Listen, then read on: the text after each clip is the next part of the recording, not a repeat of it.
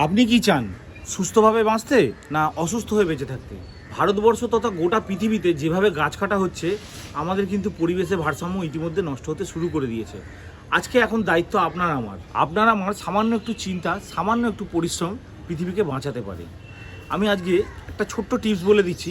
এই ছোট্ট টিপসের মধ্যে দিয়ে আপনারা জানতে পারবেন কত সুন্দরভাবে, কত সহজ পদ্ধতিতে আমরা পৃথিবীতে খুব কম পরিশ্রমেই কিন্তু খুব ভালো পরিবেশের জন্য কাজ করতে পারবো।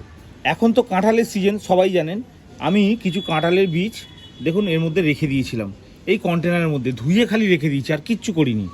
এক সপ্তাহের মধ্যে দেখুন এই কাঁঠালের বীজগুলো থেকে কত সুন্দর আস্তে আস্তে চারা হতে তৈরি করেছে। এই দেখুন ইতিমধ্যে কিন্তু চারা হতে শুরু করে দিয়েছে এই কাঁঠালের বীজগুলো। দেখুন এর মধ্যে শিকড়ও এসে গেছে, দেখতে পাচ্ছেন কত সুন্দর। কিন্তু খুব সহজ পদ্ধতি। আপনি এই কাঁঠালের বীজগুলোকে ধুয়ে এক সপ্তাহের জন্য এরকম কন্টেনারের মধ্যে বন্ধ করে রেখে দিন, তাহলেই কিন্তু এর মধ্যে থেকে অঙ্কুরোদ্গম শুরু হয়ে যাবে। আমি আপনাদের দেখালাম কত সুন্দর অঙ্কুরোদ্গমন হয়েছে। দেখুন এইগুলোকে আপনি আপনার এলাকার আশেপাশে যে কোনো জায়গায় ছড়িয়ে দিন, নিজে নিজেই গাছ হয়ে যাবে এবং সেই গাছ বড় হয়ে যাবে এই বর্ষায় নিজে নিজেই। সামান্য একটু পরিশ্রম যদি আমরা করতে পারি তাহলে কিন্তু আমরা পরিবেশকে বাঁচাতে পারি। এখন দায়িত্ব কিন্তু আপনার আমার সবার।